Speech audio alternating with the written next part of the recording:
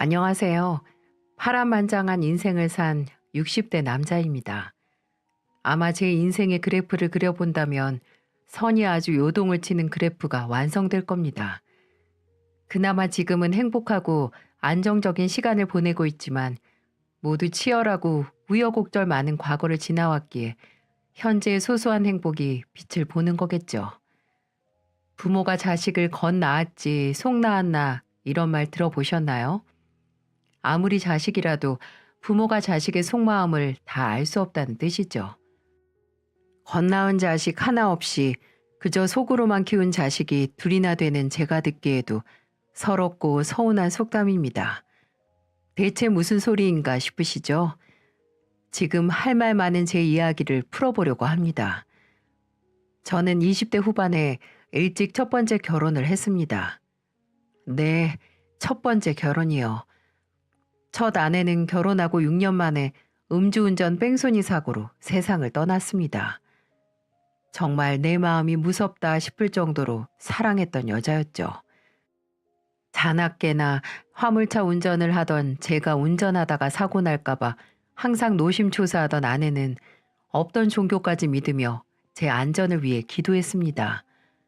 그런데 그런 아내가 차 사고로 세상을 뜨다니 마치 하늘이 저를 조롱하는 건 아닌지 싶을 정도로 하늘을 원망했어요.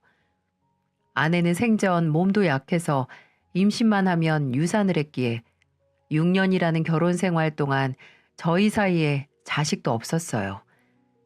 저도 아내의 몸까지 축내면서 자식을 바라지도 않았고 그저 우리 둘만 행복하게 잘 살자라고 서로 다독이면서 살았는데 아내가 떠난 후 세상엔 저 혼자만 남았네요.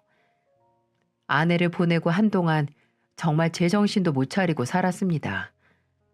못하는 술도 마셔가면서 잊어보려고 애써도 슬픔은 지워지지 않더라고요. 오히려 더 우울해져만 갔죠. 부모님께서 아무리 외동아들 불쌍하다고 걱정을 해도 마음을 다잡을 수가 없었어요. 일도 펑크내기 일쑤였는데 그나마 제 처지를 딱하게 생각한 물류회사 대표님과 동료들이 제 뒤를 봐줘서 잘리지는 않았네요. 제가 정말 나쁜 마음을 먹은 적이 있었어요. 지금은 왜 그런 멍청하고 용서받지 못할 짓을 했을까 자책하지만 그때는 정말 눈 딱 감고 아내를 따라가고 싶었어요. 그래서 제게 남은 재산 중 하나인 화물차에 소주 2병을 먹고 탔습니다. 그리고 시동 켜고 눈 딱 감으려고 했는데 저를 찾아온 친구가 절 발견해서 살았죠. 친구는 제가 하루 종일 연락이 되지 않자 안 그래도 제 상태가 안 좋은 걸 알기에 불안한 마음에 찾아 나섰다고 해요. 그러다가 화물차에서 잠든 절 발견한 거죠. 진짜 그 친구가 아니었으면 어떻게 됐을지 그때 친구가 제게 해준 말이 기억납니다. 야, 이 무식한 자식아. 너 지금 이 난리 친다고 해도 재수 씨가 얼씨구 나오고 너 받아줄 것 같아? 여보 보고 싶어서 직접 찾아왔어. 이러면 재수 씨가 너 웃으면서 받아줄 것 같냐고. 그 착한 재수 씨도 당장 네 얼굴에 쌍욕 박을 거다. 도저히 다시 살 힘이 안 나서 그런다 나도. 이제 내가 누구 보고 살아. 누구 보고 살긴 누굴 보고 살아. 너 나중에 네 명줄 제대로 다 살고 나서 재수 씨 만나면 부끄럽지 않을 만큼 살아.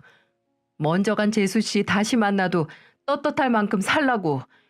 제일아, 제발 명대로만 살자. 명대로만 살아. 그 이후로는 친구 말대로 정말 아내에게 부끄럽지 않은 인생 살려고 노력했습니다. 일도 제대로 나가고 살면서 남 부끄러운 짓도 하지 않고요. 마땅한 취미도 없이 그저 일하고 쉬는 날엔 집에만 있는 제가 안쓰러웠는지 큰 이모님께서 선을 보라고 하시더라고요. 비슷한 처지인 사람 만나보라고 하는데 처음엔 거절했어요. 지금 누굴 만날 사정도 아니거니와 뭔가 첫 아내를 배신하는 게 아닌가 하는 묘한 기분도 들었거든요. 그렇게 큰 이모님이 계속 옆구리를 찌르시는데 삼고초려라고 3번째로 제안하셨을 때 못 이기는 척하고 나갔네요. 이모님이 주선해 주신 상대는 저와 같이 사별했고 홀로 10살짜리 아들과 8살짜리 딸을 키운다고 하더군요. 7살이나 어려서 조금 주저했지만 그쪽에선 저를 마음에 들어 하니 뭐 괜찮겠다 했습니다. 처음 만나는 자리에서 상대방 얼굴을 확인하고 알았어요. 확실히 큰 이모님이 제게 이 사람을 소개시켜 주신 이유가 있었다고요. 그 여자는 첫 아내와 묘하게 분위기가 닮은 사람이었죠. 키도 똑같고 눈썹도 짙고 얼굴이 하얀 게 정말 보자마자 첫 아내 생각이 나더라고요. 그리고 그리운 첫 아내를 떠올리게 하는 사람에게 저절로 마음이 끌렸죠. 하지만 첫 아내를 닮아 끌렸던 것도 잠시 사력 있고 매사에 긍정적인 면에 더욱 반하게 되었습니다. 그렇게 1년을 연애를 하고 재혼을 했네요. 부모님도 그렇고 주변에서는 애가 둘이나 딸려오는데 부담스럽지 않겠냐고 했지만 저에겐 전혀 고민할 만한 거리가 되지 못했어요. 오히려 첫 번째 결혼해서 그렇게 원했지만 포기해야만 했던 자식이 둘이나 생기니 좋았죠. 이제 두 아이의 아빠가 됐으니 정신 바짝 차려서 열심히 살아야겠다는 생각뿐이었어요. 일하던 물류센터에서 전국 단위로 운전하는 화물센터로 이직까지 했죠. 식구가 늘어난 만큼 돈이 더 필요했으니까요. 잠도 줄이고 낮과 밤이 바뀌어 운전을 해도 괜찮았습니다. 그저 새아빠라고 애들에게 소홀히 했다는 말 듣고 싶지도 않았고 자식들이 엄마의 재혼으로 맺어진 관계라고 생각하지 않았으면 했어요. 물론 돈 벌어다 주는 것뿐만 아니라 정서적으로도 아이들과 가까워지기 위해 노력했어요. 아내는 저와의 사이에 아이도 바랐지만 지금 제 아이가 생긴다면 먼저 있는 아들과 딸이 소외감을 느낄지도 모른다고 생각했거든요. 피로 이어지지 않으면 어떤가요? 그저 내 자식이다 하고 사랑과 정성을 다해 키우면 되는 거죠. 하지만 제가 몇 년 동안 제 몸 갈아가며 헌신을 해도 아이들의 마음을 얻는 건 어렵더군요. 각오는 하고 있었지만 이렇게 사람 마음이 타들어갈 줄 몰랐습니다. 초등학생 때도 자잘한 사건 사고를 치고 다니던 아들은 중학교에 들어가자마자 본격적으로 사고를 치기 시작하더군요. 제가 지방으로 운전을 나갔다가 며칠 뒤에 집으로 들어오면 아들이 저지른 사건이 한 다발일 정도였어요. 한 번은 교내 화장실에서 담배를 피우다가 걸려서 난리가 났었고 수련 후에 친구 녀석들과 술을 몰래 가지고 들어가서 먹고는 주정까지 부리다가 또 난리가 났었죠. 그때마다 제가 훈계를 해도 도저히 들어먹질 않는 겁니다. 승기야, 지금 네가 술이나 담배 같은 걸 궁금해하고 해보고 싶어 하는 거 알아. 어른들이 하지 말라니까 더 하고 싶겠지. 알면 그냥 하게 해주지. 왜 못하게 하는데요? 그래도 사람은 다 때가 있는 거야, 때가. 학생 때는 뭘 하면 안 되는 때가 있는 거고 성인이 되면 안 하고 싶어도 할 수밖에 없는 때가 있는 거고 나는 승기가 나중돼서 그때 참을 걸, 그때 하지 말 걸 이렇게 후회하는 걸 원하지 않아. 술이나 담배는 벌써부터 시작하면 좋은 게 하나도 없어. 그리고 네가 지금 하면 안 되는 사회 규칙을 어기면 나중에는 더 큰 규칙도 어길 수 있는 거야. 나는 승기가 지금부터 그걸 배웠으면 좋겠어. 하고 싶어도 하면 안 되는 건 참으면서 지킬 수 있는 거 말이야. 전 후회 같은 거 안 할 건데요. 후회 안 할 거니까 그냥 냅두라고요. 정말 아들하고 대화해 보겠다고 자식 교육 관련된 책을 얼마나 읽었는지.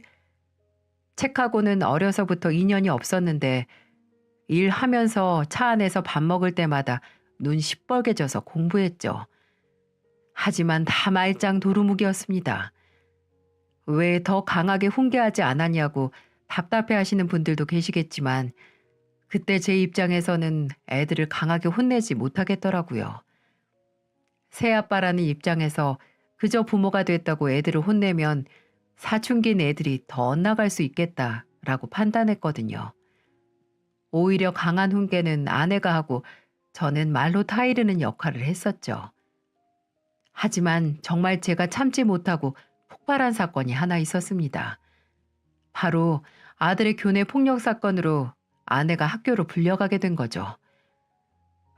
같은 학교 학생을 오랫동안 괴롭히고 돈을 갈취하고 때리기까지 했더군요. 아무리 제가 아이들을 조심스럽게 대한다고 해도 이건 참을 수가 없었어요. 아니, 그저 괴롭힌다는 목적으로 남을 때리다뇨. 손을 들지는 않았지만 정말 크게 화를 냈습니다. 당장 당사자와 당사자 부모님께 가서 싹싹 빌라고요. 그렇게 화를 낸 건 정말 살다 살다 처음이었어요. 옆에서 아내까지 거들어 아이를 다그치니 아들은 그대로 집을 나가버렸죠. 분명 제가 후회를 하면 안 되는 일이지만 너무했나 하는 마음이 드는 건 어쩔 수가 없더군요. 아들은 그대로 자취를 감춰버렸어요. 경찰에 바로 가출 신고를 했지만 아들을 찾을 수가 없었죠. 아내는 매일 밤 뜬 눈으로 밤을 지새우고 저도 일하면서 아들 생각을 떨칠 수가 없었어요. 쉬는 날이면 걸어서 옆 동네, 그 옆 동네까지 건너가 아들이 가볼 만한 곳은 다 뒤졌죠. 근데 그렇게 자취를 알 수 없던 아들을 2달 후 경찰서에서 찾았습니다. 근데 가출한 아이를 경찰이 찾아준 게 아니라 인근 편의점에서 물건을 훔치다가 붙잡혀서 집으로 연락이 온 거였죠.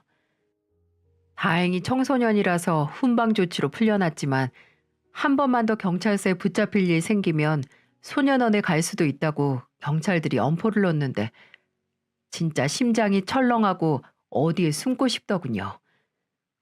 제가 화를 크게 한번 냈다가 집 나가서 사고 치는데 더 크게 다그칠 수도 없는 노릇이고 그래서 매일 다음엔 아들이 무슨 사고를 칠까 아내와 함께 가슴 졸이면서 살았죠.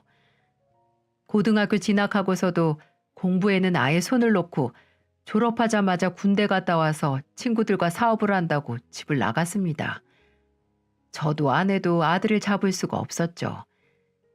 그나마 딸은 말도 잘 듣고 공부도 잘해서 학교 다닐 때 걱정 한번 끼친 적이 없었어요. 아들과 다르게 제게 아빠, 아빠라고 부르며 곧잘 따르기도 했고요. 근데 딸은 전혀 다른 종류의 사고를 쳐서 제 속을 새카맣게 태웠어요. 딸이 타지로 대학교에 가면서 문제가 생기고 말았습니다. 같은 과 친구와 돈을 모아서 학교 근처 자취방에서 지낼 때 아무래도 걱정을 하긴 했거든요. 아내와 저는 딸을 믿지만 사건 사고 많은 세상을 믿을 수가 없었으니까요. 그리고 어느 날 새벽 딸에게 전화가 와서 받았더니 딸이 울면서 말하더군요. 아빠. 승아야 너 왜 그래? 무슨 일이야? 아빠 저 어떻게 해요? 승아야 너 지금 어딘데? 괜찮으니까 이 아빠한테 말해봐. 아빠가 지금 갈까? 저 임신했어요 아빠. 너무 무서워요. 저 이제 어떻게 해요? 마른 하늘의 날벼락도 이런 날벼락이 없었어요. 제 눈엔 늘 어리고 여리기만 한 딸이 임신이라뇨. 딸은 21살로 대학교 2학년이었고 그때 사귀던 남자친구 사이에서 아이를 갖게 되었는데 남자친구는 딸의 임신 사실을 알고 헤어지자고 했다고 하네요. 알아서 하라고 하면서요. 남의 집 자식이지만 정말 개자식 아닙니까? 아무리 어리다고 해도 임신을 혼자 하냐고요. 본인도 책임을 져야죠. 마음 같아선 당장 그 남자 새끼를 찾아가서 어떻게 해버리고 싶었지만 딸은 끝내 그 남자 새끼 이름을 알려주지도 않았죠. 일단 딸에게 제가 딸이 있는 곳으로 아내와 함께 가겠다고 했지만 딸은 엄마에게 제발 말하지 말라고 하면서 전화를 끊었어요. 분명 아직 어린 학생이 계획에도 없는 임신을 덜컥한 게 무책임하고 깝깝했지만 솔직히 딸이 혼자 얼마나 무서웠을까요? 그런 딸과의 연락이 끊겨서 아내에게 말도 안 하고 딸이 다니는 대학으로 갔습니다. 근데 같이 사는 친구도 그렇고 대학교 과 사무실에서도 그렇고 딸의 행방을 찾을 수가 없더라고요. 일단 딸의 룸메이트에게 제 번호를 남기고 당장 경찰서로 달려갔죠. 제가 정말 살다 살다 그렇게 속을 까맣게 태운 적이 없었을 겁니다.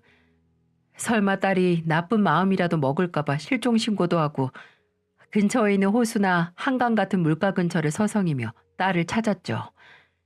그리고 일주일 후에 딸을 찾을 수가 있었어요. 딸은 자세한 설명도 하지 않고 그저 뱃속의 아이를 지웠다고 하더라고요. 그래, 네 선택이니 제가 더 말 보태지 않겠지만 수술비는 어떻게 해결했으며 어떻게 아빠한테 그런 폭탄 선언을 하고 없어질 수가 있냐고 혼을 냈네요. 딸은 그저 죄송하다는 말만 했고 저도 마음도 몸도 상처 입은 딸을 더 혼낼 수가 없었습니다. 그런 딸은 며칠 후 또 폭탄 선언을 했는데 갑자기 휴학을 하고 돈을 번다고 하는 게 아니겠어요? 아내도 저도 그냥 학교를 빨리 다니고 졸업하라고 했지만 이미 과에 휴학계를 냈다는 딸을 막을 수가 없었죠. 그렇게 갑자기 돈을 번다던 딸과 연락도 끊기게 됐고요. 본인은 바쁘다고 하는데 솔직히 무슨 일이 있는 것 같더라고요. 그렇게 몇 달 후에 딸의 룸메이트에게서 연락이 왔더군요. 안녕하세요. 저 승아랑 같이 사는 친구인데요. 승아 아버님 맞으신가요? 네? 네네, 맞습니다. 무슨 일이죠? 제가 이런 말을 전해도 될지 싶은데 승아가 요즘 좀 이상해서요. 그게 무슨 말이죠? 이상하다는 게 승아한테 무슨 일이 있나요? 저 승아가 학교 휴학하고 일을 한다고 하는데 늘 밤에 나가서 아침 일찍 들어오거든요. 본인 말로는 고깃집에서 일한다고 하는데 고깃집이요? 승아는 분명 사무직으로 일한다고 했는데 그래요. 근데 저한테는 고깃집이라고 했거든요. 근데 고깃집에서 일한다는 애가 옷이 좀 솔직히 말씀드릴게요. 꼭 술집에서 일하는 여자처럼 하고 다녀서요. 예전에 한번 술에 만취가 돼서 들어왔길래 대체 무슨 일하고 다니는 거냐고 물었거든요. 그때 들어보니까 아휴, 글쎄 돈 빌린 게 있어서 술 따라주고 돈 번다고 하는 거예요. 정말 충격적이었어요. 같이 사는 룸메이트의 제보로 딸이 어디서 일을 하는지 알게 되었죠. 근데 몇 주 전부터는 집에도 안 들어와요. 본인 말로는 이제 일하는 곳 숙소에서 지낸다고 하는데 계속 걱정이 돼서 부모님은 아셔야 할 것 같아서 이렇게 전화드렸어요. 일단 고마워요. 혹시 승아가 어느 술집에서 일하는지도 알아요? 거기까지 모르겠어요. 죄송해요. 아닙니다. 알려줘서 정말 고마워요. 혹시 승아한테 연락 오면 다시 한번 여기로 연락 한번 부탁해요. 이 일을 어떻게 해야 할지 아직 아내에게 딸이 임신하고 수술했다는 것도 말 못했는데 딸이 어디서 일하는지 숙소가 어딘지 알 도리가 없던 저는 말 그대로 절망하고 말았어요. 딸에게 아예 연락이 안 온 건 아니었습니다. 밤이면 갑자기 전화가 와서 받아보면 술에 취할 대로 취한 딸의 목소리가 들렸죠. 승아니? 승아야, 너 이 자식 대체 어디 있는 거야? 아빠? 아빠 저는 아빠가 이 세상에서 제일 좋아요. 그래, 알겠으니까 제발 너 어디 있는지만 알려주렴. 아빠가 안 찾아갈 테니까 어디서 지내고 있는지만 좀 알자. 아빠, 저는 아빠가 제 진짜 아빠가 아니라고 해도 누가 뭐라고 해도 아빠가 제일 좋아요. 내가 지금은 아빠도 엄마도 볼 용기가 없어서 그래요. 나중에 제가 떳떳해지면 그때 아빠랑 엄마랑 만나러 갈게요. 그때까지 걱정 말고 기다려주세요. 아빠, 사랑해요. 야, 승아야. 딸에게 오는 연락은 매번 이런 식이었어요. 전화 아내가 먼저 하면 받지도 않고 그저 술의 힘을 빌려서 전화 아내에게 전화를 했죠. 그저 기다리는 입장에서는 정말 미치고 환장할 노릇이었어요. 일단 본인이 걱정 말라고 하니 그걸 위안 삼아서 기다려 보기로 했네요. 그렇게 한동안 아내와 저 둘만 서로 의지하면서 살았습니다. 그런데 화는 홀로 다니지 않는다고 하나요? 간과 쓸개 모두 내놓아 키운 자식들 소식이 뚝 끊기자 이제 아내에게 나쁜 일이 생기고야 말았습니다. 이래저래 정신이 없어서 아내 건강에 제가 너무 무심했던 거죠. 아내는 암 판정을 받고 말았습니다. 림프종 혈액암 4기 판정을 받고 저와 아내는 좌절했어요. 왜, 왜 이제 알았을까 하고 저 자신을 정말 많이 원망했죠. 아내가 평소에 빈혈이 있고 코피가 자주 나긴 했지만 아내도 그저 만성적인 거라고 생각하고 넘겼어요. 저라도 나이가 있으니 병원에 끌고 가보는 건데 일단 당장 항암 치료를 시작했습니다. 생존율이 50%라고 해서 희망을 걸어보기로 했지만 아내는 날이 갈수록 말라갔죠. 저는 그때 하던 일도 그만두고 아내 옆을 지켰어요. 아픈 아내를 홀로 두었다가 무슨 일이라도 생기면 정말 생각하기도 싫네요. 그리고 아내의 상태가 크게 호전되지 않았을 때 애들에게 연락을 했습니다. 아들에게 먼저 전화를 했죠. 여보세요? 승기냐? 나다. 네, 근데요. 왜 전화하셨어요? 저 바빠요. 네 엄마 지금 아프다. 병원 주소 문자로 보낼 테니까 시간 내서 들러라. 아, 난 또 뭐라고. 뭐 엄마도 나이가 들었을 테니까 어디 하나 아픈 건 당연하죠. 뭐 그런 걸로 사람을 오라가라 해요? 야, 이놈의 자식아.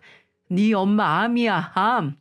자식이 돼가지고 엄마가 아픈데 얼굴 한번 비춰야 하는 거 아니야? 걱정도 안 돼? 제 코가 석자인데 누가 누굴 걱정해요? 아, 지금 나 혼자 벌어먹고 살기도 힘들다고요. 앞으로 별것도 아닌 걸로 연락하지 마세요. 귀찮으니까. 하, 그래. 기대한 내가 등신이다. 내가 등신이야. 자식이라는 놈이 지 애미가 아프다고 해도 그저 지 먹고 살 것만 걱정하는구나. 됐다, 됐어. 다신 연락하지 않을 테니까 알아서 잘 살아라. 여러분, 이게 정말 자식 새끼가 맞나요? 아무리 살기 힘들어도 부모가 아픈 것도 나 몰라라 하는 이런 아들 인성이 어느 정도인지 알고 있다고 생각했는데 전혀 아니었던 거죠. 저야 피부치가 아닌 새아빠라고 쳐도 아내는 직접 낳고 길러준 친엄마 아닌가요? 정말이지 암담한 심정으로 딸에게 전화를 했습니다. 하지만 딸은 아예 전화조차 받지 않더군요. 매번 저와 아내의 전화는 안 받기 일수라서 예상은 했지만 입안이 써지는 건 어쩔 수가 없더라고요. 딸에게는 문자로 아내가 암이라는 소식과 병원과 병실을 알려줬습니다. 그렇게 아내가 투병을 하고 석 달이 지나갈 때 병실로 퉁퉁 부은 얼굴의 딸이 찾아왔더군요. 오열을 하면서 들어오는데 딸도 아내만큼 살이 쪽 빠져서 처음에는 못 알아봤네요. 엄마, 승아야. 딸은 아내가 누워있는 침대 아래에 무릎을 꿇고 곡소리를 내면서 울더라고요. 문자를 너무 늦게 봤다고 죄송하다고요. 엄마, 이게 뭐야? 왜 아프고 그래? 정말 이게 뭐냐고. 승아야, 너는 어디 아픈 곳 없고? 일단 얼굴 좀 들어봐. 우리 딸 오랜만에 얼굴이나 제대로 보자. 어? 엄마 미안해. 아빠 죄송해요. 내가 너무 못난 딸이라서 이제야 와서 정말 죄송해요. 이제라도 와서 다행이다, 승아야. 대체 무슨 일이 있었던 거야, 어? 엄마랑 아빠한테 다 말해봐. 우린 무슨 일이 있어도 우리 승아 편이니까. 딸은 아내의 손을 잡고 구슬프게도 울었습니다. 계속해서 죄송하다고 하는데 제 마음도 찢어졌죠. 한참을 운 딸은 조금 진정이 됐는지 저와 아내에게 지금까지 왜 연락을 끊고 살았는지 다 설명하더군요. 수술 후에 무섭기도 하고 그래도 제 뱃속에 들어선 생명인데 그걸 지웠다는 죄책감으로 도저히 생활을 할 수 없었다고 하더군요. 그리고 혼자 해결하려고 수술 비용을 급하게 대부로 빌렸는데 그걸 갚으려고 술집에서 일하게 됐다고요. 멍청하고 어리석은 거 알지만 그때는 빠르게 갚을 수 있는 방법이 그것뿐이라고 생각을 했다고 하더군요. 돈을 다 갚아도 다시 다른 일을 시작하기가 무서웠어요. 그리고 술 먹으면서 할 수 있는 일은 그것뿐이었으니까요. 술을 먹으면 내 처지도 과거도 다 잊을 수 있고. 이놈아, 그렇게 힘들었으면 나나 엄마한테 연락이라도 해야지. 부모 속 새카맣게 타들어가는 거 생각도 안 하고. 내가 어떻게 아빠하고 엄마한테 연락을 해요. 부모님 생각만 해도 부끄러워서 숨고 싶었는데 그냥 제 마음이 좀 괜찮아지면 집으로 가려고 했어요. 근데 오히려 점점 더 안 좋아지기만 하더라고요. 승아야, 너 당장 집으로 들어와. 술집인지 뭔지 당장 때려쳐. 어? 이제 네가 뭘 하던 응원해 줄 테니까 다시 시작하자. 더는 나쁜 생각 하지 말고. 딸도 엄마가 병상에 누운 모습을 보고 정신을 차렸는지 제 말에 동의를 하더라고요. 당장 일 정리하고 다시 본가로 들어온다고요. 그리고 제게 엄마 걱정은 하지 말고 다시 일하라고 하더군요. 병원에는 본인이 있겠다면서요. 그래도 아내 곁에 딸이 있으면 안심이 돼서 저도 다시 일을 시작할 수 있었습니다. 딸은 아픈 아내를 지극정성으로 돌보고 틈틈이 알코올 중독 치료센터에도 다니면서 다시 정상적인 생활을 하기 위해 노력했어요. 이제야 가족이 다시 모이게 돼서 한시름 덜었는데 아내는 투병 생활 1년 만에 안타깝게도 세상을 떠나게 됐습니다.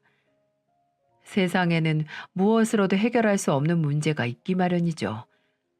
항암 치료가 효과가 없어서 골수 이식까지 받았는데 딸도 저도 아내를 얼음의 잉어처럼 돌보고 응원했지만 아내는 먼저 저희 곁을 떠나버렸습니다.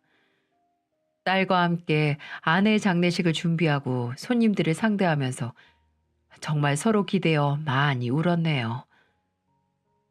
아빠, 그래도 엄마가 이젠 안 아프니까 그걸로 다행이네요. 그죠?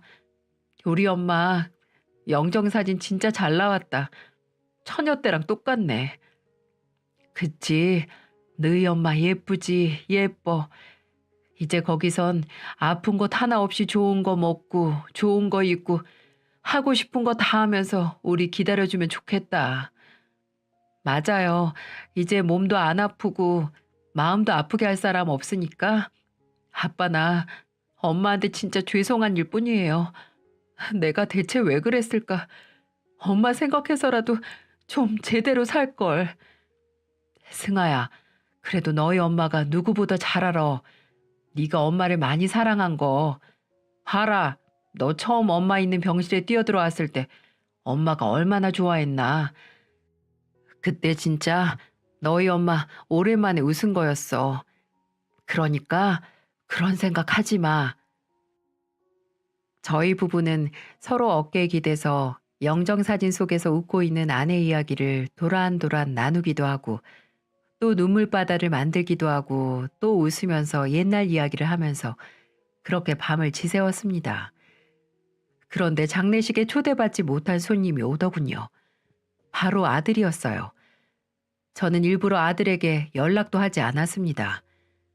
엄마가 암이라고 해도 귀찮게 연락하지 말라고 하는 놈이 죽었다고 갑자기 울며 불며 버선발로 왔을까요?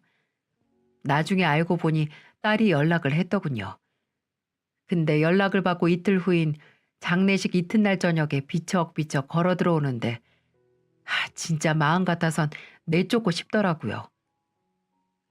오빠 왔어? 왜 이렇게 늦게 왔어? 일단 엄마한테 인사해. 인사는 무슨 인사? 나 소주나 줘. 오자마자 술을 먹겠다고? 장남이 상주 노릇도 안 해? 아, 시끄러. 나도 일하다가 겨우 시간 내서 온 거야. 피곤해 죽겠다고.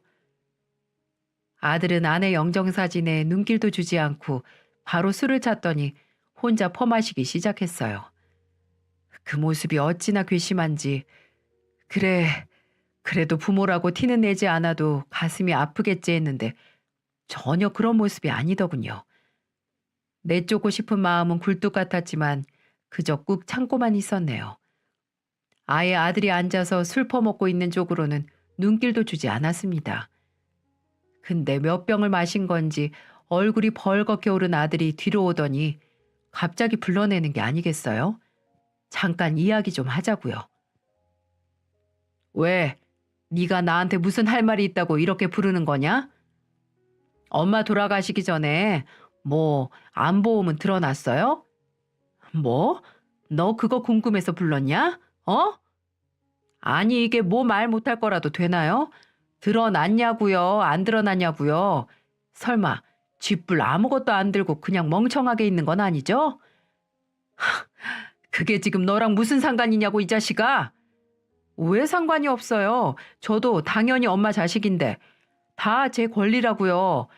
피도 이어지지 않고 그저 재혼한 남자인 당신보다 내가 엄마랑 더 가까운 사이인 거 아닌가요? 그럼 엄마 재산은요. 내가 알기로는 외할아버지가 남긴 게 꽤 된다고 하던데. 설마 보험금도 재산도 몽땅 혼자 먹으려고 한 건 아니겠죠? 넌 네 엄마 보내주는 날 돈 얘기를 하고 싶냐? 이 경우 없는 놈아. 그리고 네 놈이 권리가 있긴 무슨 권리가 있어? 평생 엄마한테 한 일이라곤 사고치고 고생시킨 것뿐인 놈이 뭐 대단한 권리가 있다고 뻐겨? 내가 살다 살다가 너처럼 막대 먹은 놈은 처음 본다. 돈귀신이 붙은 건지 그저 돈, 돈, 돈. 어디서 빌어먹다 왔는지 정말 예전보다 더 가관이구나. 가관이야. 너 당장 나가. 내 아내 장례식장에서 나가라고 이 자식아. 아들, 아니 그놈의 껄렁껄렁한 태도와 그저 돈, 돈, 돈 타령만 하는 거에 더 이상은 참을 수가 없어서 재수없는 쌍판에 손을 올리고 말았습니다. 제 고함 소리에 놀란 사람들이 장례식장에서 나와서 다 말렸지만 정말 그때 눈에 뵈는 게 없더라고요. 딸도 경악에 차서 저를 말리고 제 친구들과 회사 동료들도 저를 얼싸안고 말렸습니다. 너 이 빌어먹을 놈, 앞으로 다시는 찾아오지 마라.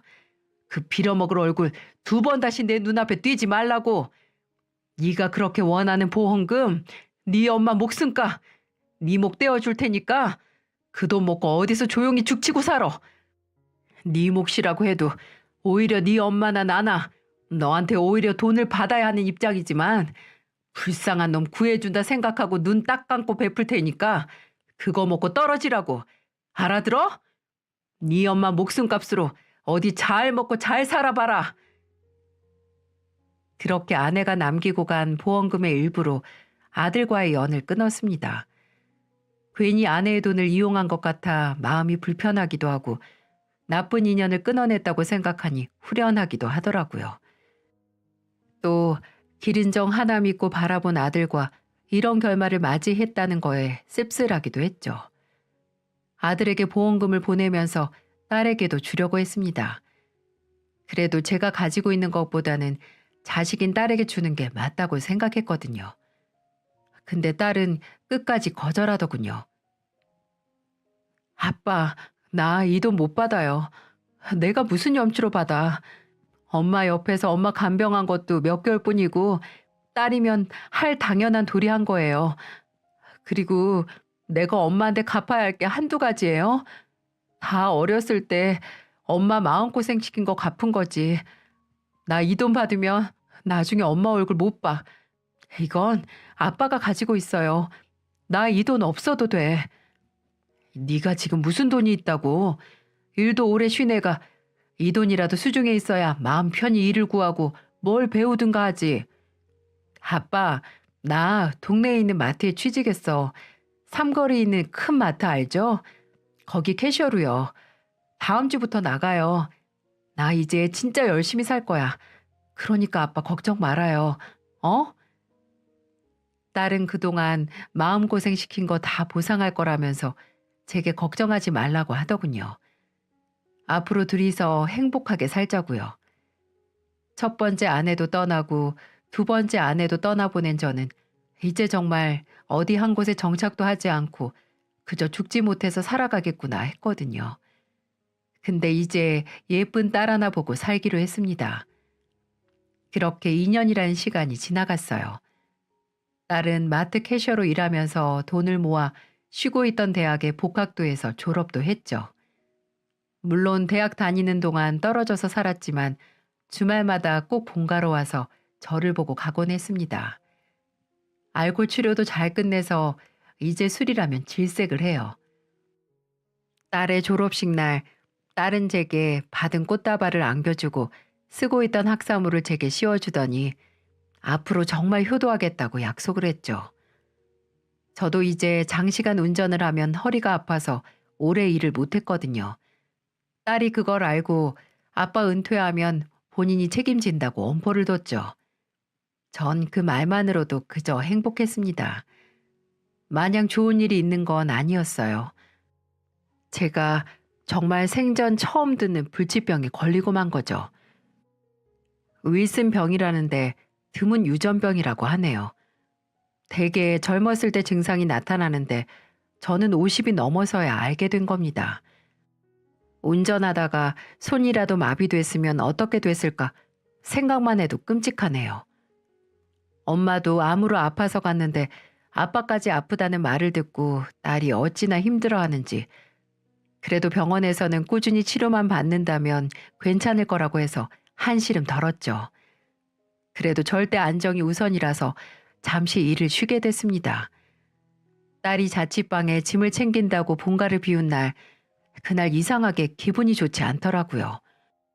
뭔가 묘하고 미심쩍은 게, 이제 나도 늙었구나 이렇게 헛걱정하고 있는 게 이러고는 넘겼어요. 하지만 저녁에 불안감의 원인이 집으로 들이닥쳤죠. 바로 아내의 장례식에서 본 게 마지막이었던 아들이었습니다. 집 현관 비밀번호를 알고 있던 아들은 마치 제 집 마냥 들어오더군요. 네가 여기 무슨 일이냐? 분명히 내가 앞으로 내 눈에 띄지 말라고 했지?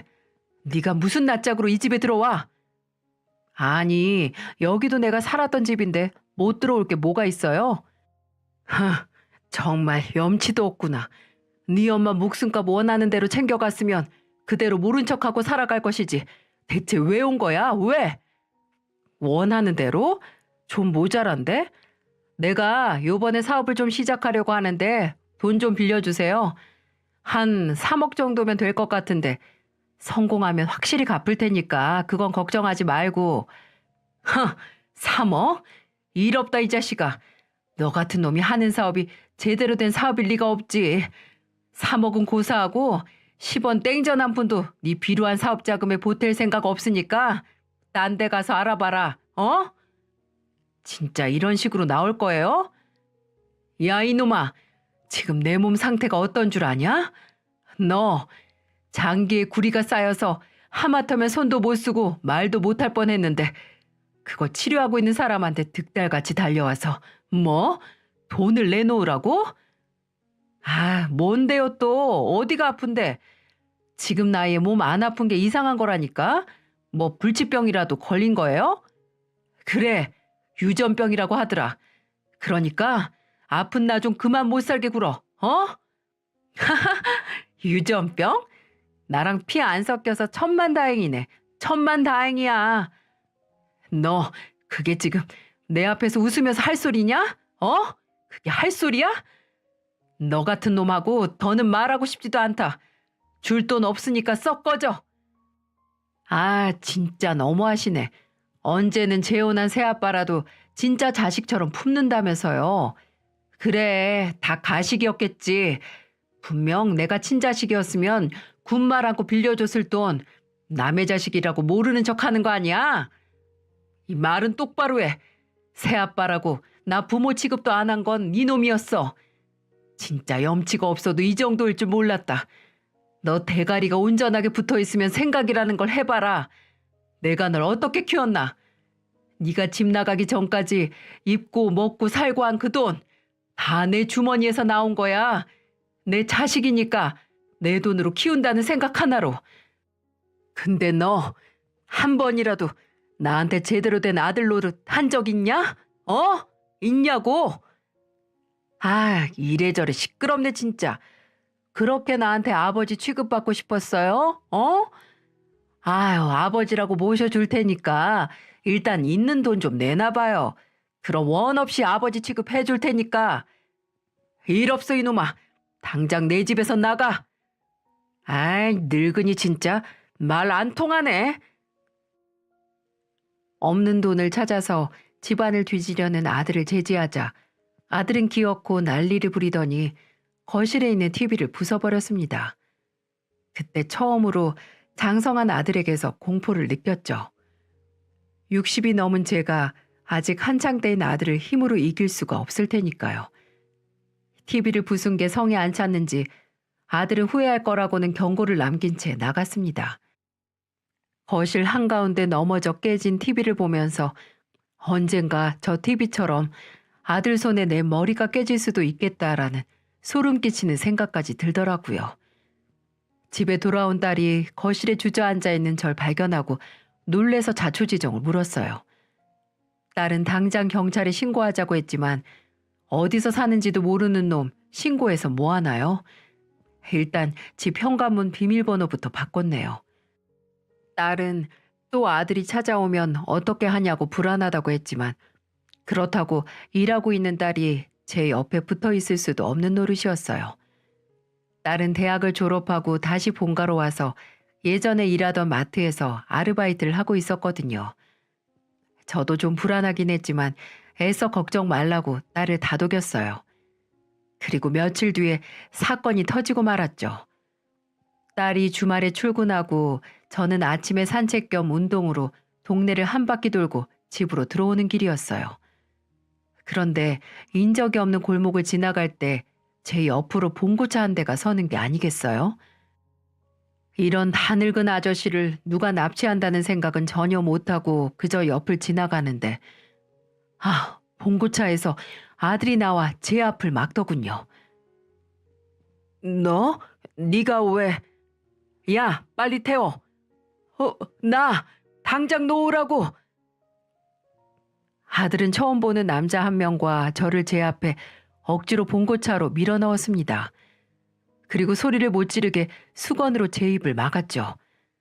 저를 제압한 남자는 아들 또래로 보였는데 우락부락한 인상에 힘도 세서 제가 당해낼 재간이 없었죠. 그렇게 몇 분을 달려 허름한 공터로 저를 끌고 갔습니다. 그곳은 재개발을 진행하는 도중에 멈춰서 사람이 없기로 유명한 곳이었어요. 그런 곳으로 저를 끌고 오다니 정말 아들이 내 장기라도 뜯어서 팔려나 이런 끔찍한 생각까지 들었죠. 제 팔뚝을 잡아 봉고 차 밖으로 꺼낸 아들은 옆에 있는 남자에게 지시했어요. 야, 뒤져. 다 꺼내. 뭘 꺼내라는 거야. 놓으라고. 남자는 제 재킷을 뒤져 지갑과 핸드폰을 몽땅 꺼냈습니다. 정말 다 털린 저는 허망하게 아들에게 말했죠. 야, 승기야. 너 지금 뭐 하는 짓이야 대체? 시끄럽고 비밀번호나 대요. 비밀번호. 아들은 제 지갑에 있는 신용카드를 꺼내 제 앞에 들고 흔들었습니다. 그리고 핸드폰까지 들이밀며 말했죠. 핸드폰에 폰뱅킹 있죠? 내가 부르는 계좌로 지금 은행에 있는 돈 다 이체해요. 네? 좋은 말 할 때 빨리. 승기야, 너 정말 제발 이러지 말자. 이렇게까지 해야겠니? 너 하늘에 있는 네 엄마 보기 부끄럽지도 않아? 그럼 당신은 아버지가 돼서 아들한테 이 정도도 못 해줘요? 그래도 어릴 적부터 본 애가 사람을 협박해 돈을 갈취하는 인간으로 자라다니 가슴 속에서 뭐 하나가 와르르 무너지는 느낌이었어요. 경악스럽고 또 서러워져서 오열을 했네요. 어쩌다가 이렇게 된 거냐, 너 정말 어쩌다가 이 지경까지 돼서 그래. 진짜 되게 송각이 하네. 야, 굴려. 말로 해선 안 되겠네.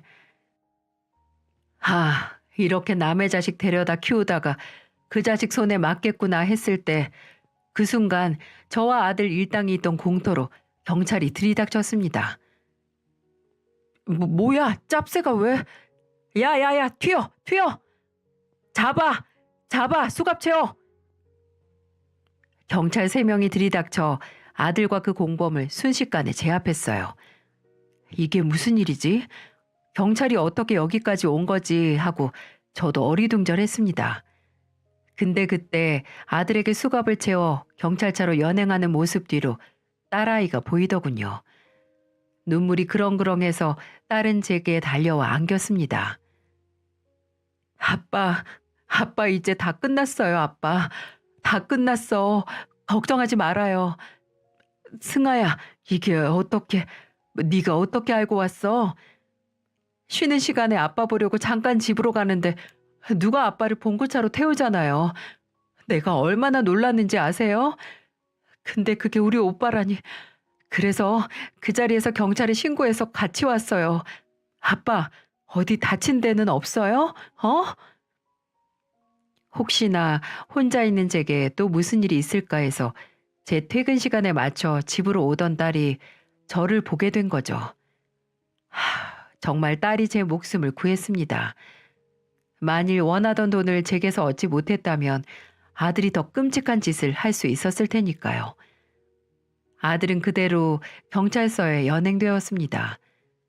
몰랐는데 딸이 경찰서에 가서 알아본 결과 아들은 이전에도 폭행죄, 사기죄로 이미 너덜너덜한 전과를 가지고 있었더군요. 이력이 이력인지라 아들은 납치 미수, 공갈 협박 혐의로 징역 5년의 형을 판결받았습니다. 정말이지 처절하고 구질구질한 결말이죠. 딸은 5년도 짧다며 만일 오빠가 출소해서 또 허튼 짓 하면 어떻게 하냐고 제게 이사를 제안하더라고요. 저만 좋다면 아들이 못 찾을 지방으로 가서 둘이 함께 살자고요. 저도 더 이상 그놈과 얼굴 한번 마주치고 싶지도 않고 새로운 곳에서 새 출발을 하고 싶었어요. 그래서 딸과 둘이 지방으로 내려와 정착했죠. 딸의 온갖 식이요법과 병원도 꾸준히 다녀서 제 몸도 많이 호전이 됐습니다. 그 덕에 마을버스 운전수를 취직해서 일하고 있고요. 딸도 대학 졸업장이 부끄럽지 않게 작은 중소기업에 일을 시작했고요. 이사 온 곳 터가 좋은지 정말 좋은 일만 일어나더군요. 딸은 회사에서 같이 일하는 동료와 연애를 시작해 저번 달에 결혼도 했습니다. 남자가 나이가 들면 눈물이 많아지는 게 맞나 봅니다. 딸 손잡고 결혼식장 행진할 때 바보같이 한 걸음 걷고 울고 또 한 걸음 걷고 울고 이랬네요. 사위는 정말 좋은 사람입니다. 딸이 아버지를 함께 모시고 살고 싶다고 했을 때 군말 없이 알겠다고 했다고 합니다. 오히려 본인도 좋다며 취미가 낚시인데 같이 낚시 다니면 좋겠다고요. 그래서 생각지도 못한 낚시 뒤늦게 시작했네요. 송사리를 잡아도 웃고 좋아하는 사위를 보며 참 많이도 웃었습니다. 분명 저한테도 아들이 있긴 했지만 사위를 만나고 이제야 만약 아들이 있다면 이렇겠구나 이런 생각이 들었어요. 낳은 정보다 기른 정이라는 말이 맞다는 걸 딸을 보면서 느낍니다. 저 아픈 것도 모두 딸이 옆에서 살펴준 덕분에 많이 나아졌네요. 물론 예전에는 제 마음을 아프게도 했지만 딸이 저를 살렸습니다. 제가 살아야 할 이유를 주고 또 병에서부터도 나을 수 있게 도와줬죠. 우여곡절이 많았지만 끝까지 딸을 포기하지 않았기에 이런 복을 말년에라도 받나 싶네요. 앞으로 딸의 인생에 늘 행운만이 있길 바랍니다. 사랑한다 승아야. 아빠는 우리 승아 덕분에 살아. 저의 길고 파란만장한 이야기 들어주셔서 감사합니다. 여러분의 인생에도 늘 행운만이 따르기를 바랍니다. 감사합니다.